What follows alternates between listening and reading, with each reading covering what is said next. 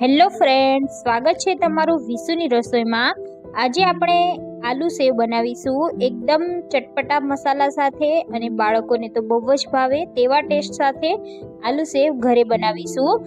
માર્કેટમાં જે પેકેટમાં મળે છે તેવા ટેસ્ટમાં ઘરે જો આ રીતે બનાવશો મસાલો કરી તો એનો ટેસ્ટ બિલકુલ બહાર જેવો આવશે। તો ચાલો ફ્રેન્ડ્સ જોઈ લઈએ આલુ સેવ કેવી રીતે બનાવવી। વિડીયો ગમે તો વિડીયોને લાઈક શેર કરી દેજો। આલુ સેવ બનાવવા માટે મેં અહીંયા 3 નંગ જેટલા બટેકાને બાફી લીધા છે। તો એની છાલ ઉતારી આપણે એને ખમણી લેવાના છે। તો આ રીતની ખમણી હોય તેનાથી તમારે ખમણી લેવાના। તો અહીંયા હું બધા જ બટેકા ખમણી લઈશ। તો હવે આપણે આલુ સેવ બનાવવા માટે લોટ રેડી કરીશું। તો અહીંયા આપણે જે બટેકા ખમણીને રાખ્યા છે તેને આપણે એક બાઉલમાં કાઢી લેવાના છે। હવે આપણે લોટ તૈયાર કરીશું। તો એના માટે મેં અહીંયા 1 કપ જેટલો ચણાનો લોટ લીધો છે અને મેં અહીંયા 2 ચમચી જેટલો અહીંયા ચોખાનો લોટ લીધો છે। તો અહીંયા આપણે ચોખાનો લોટ થોડી સેવ ક્રિસ્પી બને એના માટે લીધો છે। મીઠું એડ કરી દઈશું। અહીંયા મેં 1 ચમચી જેટલો ચાટ મસાલો એડ કર્યો છે। 1 પિંચ જેટલી હળદર એડ કરી છે અને અડધી ચમચી આપણે લાલ મરચું પાવડર એડ કરી દઈશું। અહીંયા 1 ચમચી જેટલો મરી પાવડર એડ કરીશું અને 1 ચમચી જેટલો આપણે અહીંયા આમચૂર પાવડર એડ કરીશું, જેનાથી સેવનો ટેસ્ટ ચટપટો આવે। અડધી ચમચી જેટલો મેં અહીંયા સંચર પાવડર એડ કર્યો છે। હવે આપણે બધું જ મિશ્રણ મિક્સ કરી લેવાનું છે અને બટેકામાં જે મોઇશ્ચરાઇઝરનો ભાગ છે એમાંથી જ આપણે આ લોટને બાંધવાનો છે।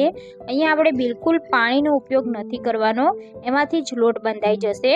જો તમને જરૂર પડે તો અહીંયા તમે થોડું પાણી એડ કરી શકો છો, પણ મારે અહીંયા જરૂર નથી પડી। આ રીતે બટેકાના મોઇશ્ચરાઇઝરના કારણે જ મેં અહીંયા લોટ સરસ રીતે મિક્સ કરી લીધો છે। તો લોટ આટલો ઢીલો હોય એવો જ રાખવાનો। તો બધો જ લોટ આપણે મિક્સ કરી દઈશું અને હાથેથી આપણે તેને અલગ કરી લઈશું। તો એના માટે આપણે થોડું તેલ લગાવી અને હાથેથી આપણે લોટને થોડો જુદો કરી લેવાનો છે અને એકદમ સરસ લોટ સોફ્ટ કરી દઈશું। તેલ લગાવીશું એટલે લોટ આપણો સરસ રીતે સોફ્ટ થઈ જશે। તો આ રીતે તેલ લગાવેલું હશે એટલે લોટ હાથ ઉપર ચીપકશે નહીં અને સરસ રીતે સોફ્ટ થઈ જશે। તો અહીંયા આપણો લોટ એકદમ સરસ રીતે સોફ્ટ થઈ ગયો છે। હવે આપણે તેને સેવ પાડવા માટે તૈયાર કરી દઈશું। સેવ પાડવા માટે મેં અહીંયા સંચામાં આ રીતની ઝીણી જાળી આવે છે તે લીધી છે। હવે સંચાને પણ આપણે તેલ લગાવી અને ગ્રીસ કરી લેવાનું છે। બંને સાઈડ આપણે ગ્રીસ કરી લઈશું, જાળીને પણ ગ્રીસ કરી લઈશું તેલ લગાવી અને પછી જે આપણે લોટ રેડી કર્યો છે તે આપણે લોટ આમાં ભરી લેવાનો છે। તો આ રીતે આપણે લોટ ભરી અને સંચાનું ઢાંકણ બંધ કરી આપણે તેને તૈયાર કરી લઈશું।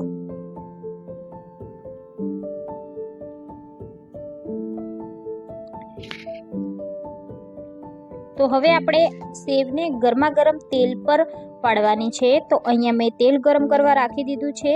તેલ બરાબર ગરમ થાય પછી આપણે સંચામાં આ રીતે ફેરવતા જઈશું અને ગરમ તેલમાં આપણે સેવને પાડતા જઈશું। તો આ રીતે તેને રાઉન્ડ ફેરવતા જઈશું જેથી સેવ આપણી એકદમ સરસ છૂટી પડે। તો આ રીતે આપણે એક રાઉન્ડ ફેરવી દઈશું અને પછી તેને સંચો આપણે પાછો ફેરવી દઈશું જેથી બધી સેવ ચોંટે નહીં।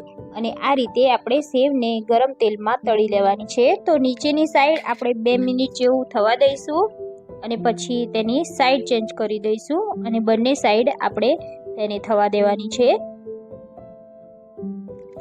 અહીંયા એક સાઈડથી સેવ આપણી થઈ ગઈ છે। હવે એની સાઈડ આપણે ચેન્જ કરી લેવાની છે અને બંને સાઈડ આ રીતનો કલર થાય ત્યાં સુધી તેને તળી લઈશું। તો અહીંયા સેવ આપણી થઈ ગઈ છે। હવે આપણે તેને બહાર કાઢી લઈશું અને એવી જ રીતે આપણે સંચામાંથી બીજી સેવને પણ પાડી અને તૈયાર કરી લઈશું। તો સેમ એ જ રીતે આપણે તળવાની છે અને આ રીતે ગરમ જ આપણે તેલમાં પાડીશું જેથી આપણી સેવ એકદમ છૂટી પડશે। અહીંયા તમે જોઈ શકો છો કે આપણી એકદમ ક્રિસ્પી કરારી સેવ બનીને તૈયાર થઈ ગઈ છે। આ રીતે આપણે તેને ભાગી લેવાની છે।